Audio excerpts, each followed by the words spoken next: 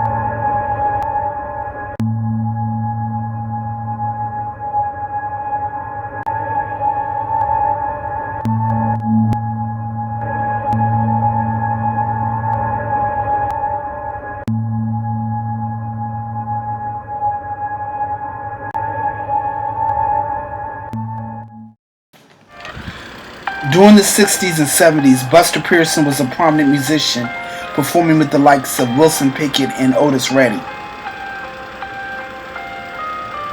Eventually, while residing in Jamaica, he would go on to run and manage record labels. In time, he would leave Jamaica and relocate to London, England. This is where he would meet and marry his future wife, Dolores, and by 1983 had 5 children: Stedman, Delroy, Denise, Lorraine, and Doris. On one occasion, the 3 girls decided to form a singing group and perform for their mother. The mother was so impressed that she encouraged them to continue, but insisted that their brothers, Stedman and Delroy, be involved. Their father by this time was still involved in the music industry and had actually brought home a song called Problematic that he intended to use for another group. The group managed to get a hold of the song and made their own version, and later performed it for him. He was so impressed that he dropped everything and decided that he was going to manage them.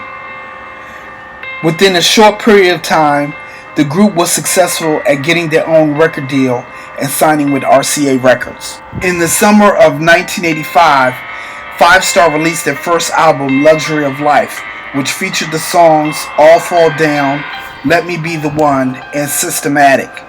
The album would eventually sell 1 million copies, which is phenomenal for a new artist. However, it was their second album, Silk and Steel, that made them to the icons that they became. It featured the songs Can't Wait Another Minute and Rain or Shine. This album turned out to be their most successful, selling over 4 million copies. By this time, they were considered the British Jackson 5. They were almost considered like royalty. There was nowhere they could go where they couldn't be recognized.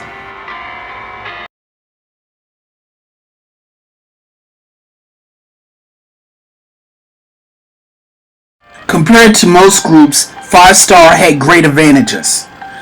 The strongest aspect of that was Buster's involvement with the group. Buster had toured all over the world as a musician before running record labels in Jamaica, so he knew how to be successful. As far as the studio work, he flew the best musicians from all over around the world to record the songs for the Five Star album. He knew how to give the albums better quality. Also, he prepared the group mentally for what they would face as recording artists. Aside from that, he and their mother were around the girls all the time. They didn't even start dating till they were in their 20s.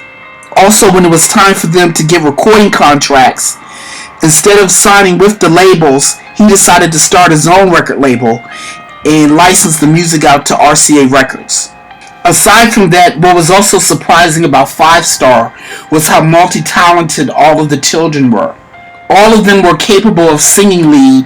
However, Denise's voice just stood out from the rest of them, and that's why she sang lead on almost all the songs. Also, what the fans loved the most about the group was seeing them perform live. This act of showmanship was due to the choreography arranged by their sister Doris. It was well known that she choreographed all the steps for the group's biggest hits. She admittedly worked the group very hard and at times was so meticulous that she would have them get up individually and perform the whole songs by themselves. Eventually, she would get recognized by this by winning awards. In fact, she was recognized and got an award for Best Choreography for her work All Fall Down from their first album. With all of their success, eventually Buster wanted and encouraged his kids to start living the good life. He had them indulge and make some monumental purchases. The first was purchasing a mansion around 1988 for about £2 million. The estate was so big that it had 9 bedrooms, a recording studio, and several other luxuries. It was reported Doris had her own wing. Also, the group bought a fleet of cars, mostly Maseratis and Ferraris. Stedman had several of them, but what was so ridiculous about this issue was that out of the 5, only one of them had a driver's license. At this time, Delroy was the youngest person ever to own a Maserati. Around 1988, Liam Neeson released a movie called The Naked Gun. At the premiere, the producers invited Five Star and another popular English group called the Bros to sit next to each other. While there, Denise and one of the lead singers, Matt Ghost, decided to sneak off. To this day, Denise makes a big deal about the premiere because she says it was the very first kiss. Well, it must have been a heck of a kiss because afterwards the two went off to Barbados for a week and rented a villa. The association got a lot of features in the press. Denise was around 21 years old at the time. Lorraine went through a similar experience. She walked in on her brother watching Eddie Murphy doing a stand-up routine and decided to send him a fan letter. To her shock, 2 weeks later, Murphy contacted her and offered to fly up to Europe to take her out on a date. What was even more surprising was after 5 dates, they got engaged. There are different accounts as far as what caused Lorraine to break off the engagement to Murphy. On one occasion, it seems like Murphy was in London visiting, but didn't notice that the paparazzi was following him. He met a waitress and they ended up going back to his hotel room. Afterwards, he was blitzed by the paparazzi. In an interview about the situation, Murphy denied anything happened.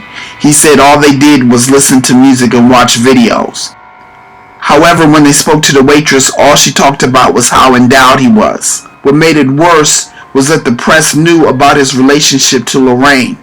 However, he denied that he and Lorraine were ever engaged. And I'm sure Lorraine was embarrassed, but she wasn't as embarrassed and upset as Buster. Buster went public and said that he was coming for Eddie's blood. After the incident, Eddie said that he was never coming back to that area again.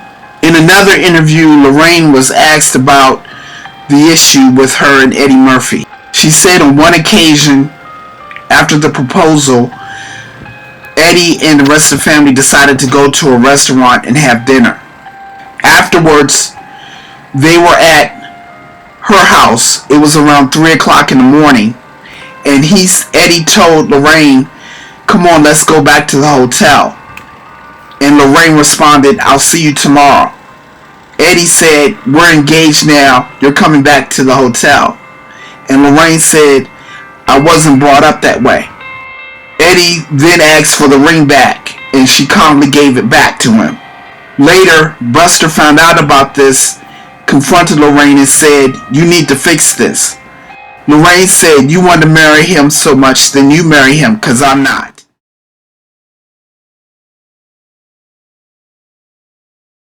Things were not always great for the group.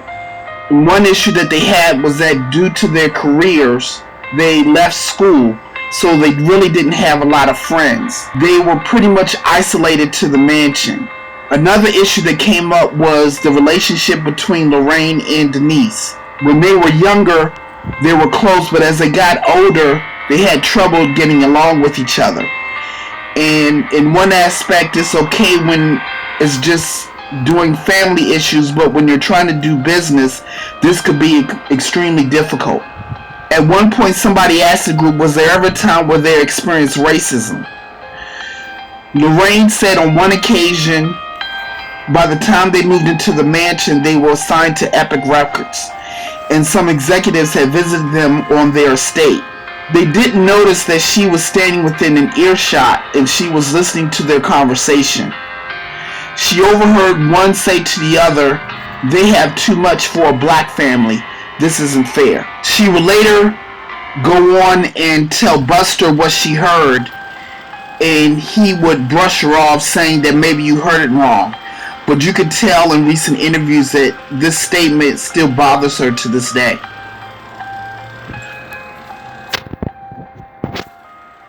In October of 1990, Stedman would get into some trouble that would bring the group back into the press again. While in a men's public bathroom, he was arrested for doing something of a sexual nature. The press got a hold of the story, and there were different accounts as far as what he was doing and who he was doing it with.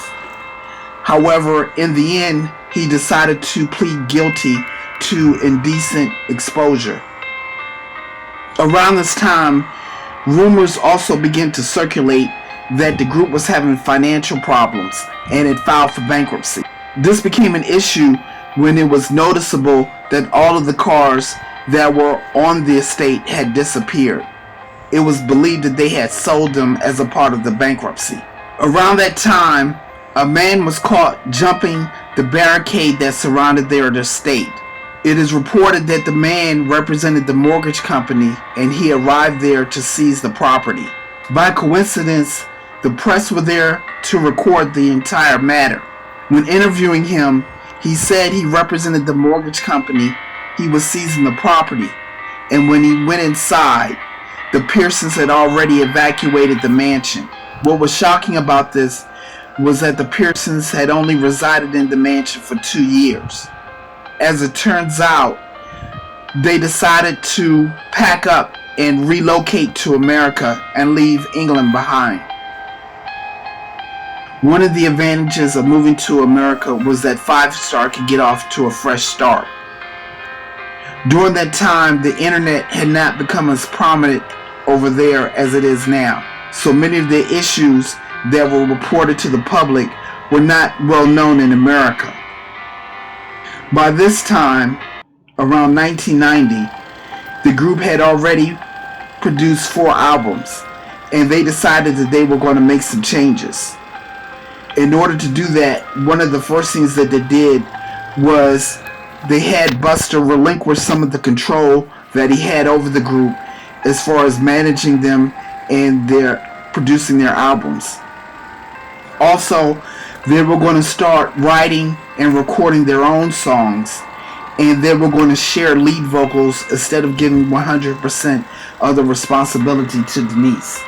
Over the course of the 90s, Five Star will release about 4 more albums.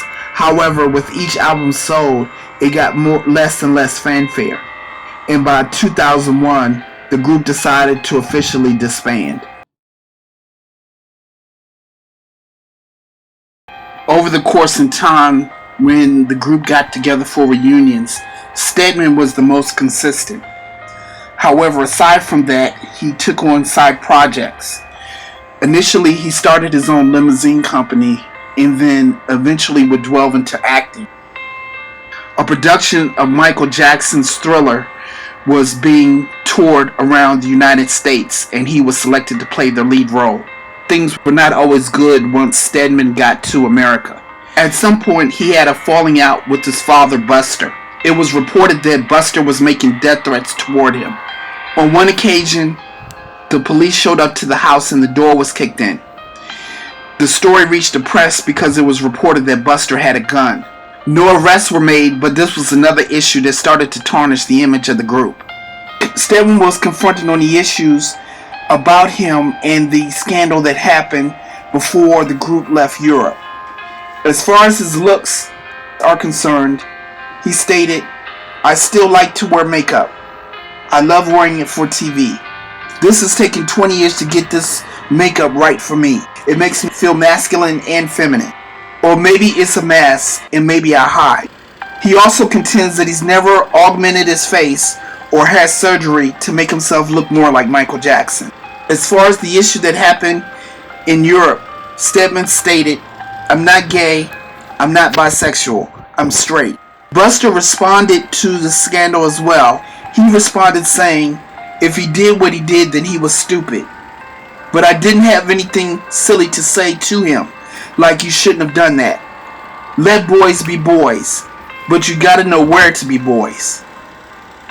After their breakup, Lorraine has expressed the least interest in reuniting for shows and festivals. After leaving the group, she took a job as a receptionist. She met a gentleman who was involved in construction and they married. Things didn't appear to get off to a great start for her. Initially, it appears that she had trouble conceiving because she made several attempts to have children through in vitro fertilization. In 2011, she was diagnosed with cancer and had a mastectomy. Thankfully, after several rounds of chemotherapy, she got over it. In regards to the situation with the Eddie Murphy engagement, it appears that she still seems somewhat disappointed that things didn't work out. From her perspective, when you date someone, it's supposed to end in marriage. And just like Denise, Eddie was her first love. As far as her relationship with Denise, in general, my dad knew Denise and I never got along. As we got older, it got more difficult. In the group, it was just the same thing, and I didn't want to be a part of it anymore. I love my sister very much, but it's difficult to like. Denise is very much a diva. At some point, Denise met and married a race car driver, and over time would have 2 kids. Unfortunately, the marriage would not last and it would end up in divorce, and she would relocate to the UK.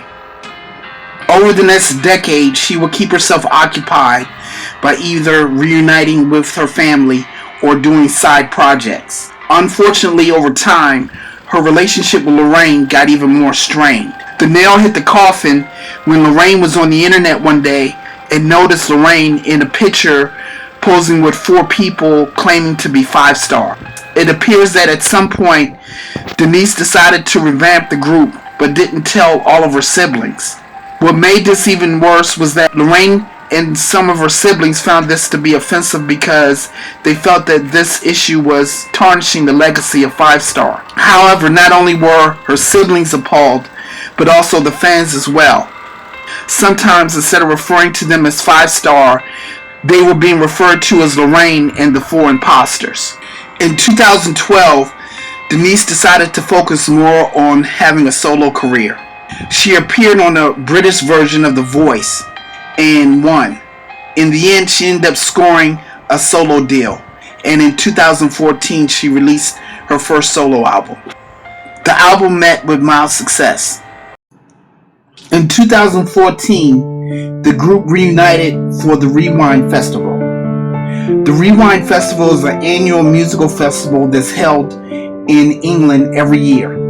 This occasion was special to the group because it was the first time since the group had left England that all 6 of them had been together, including Buster.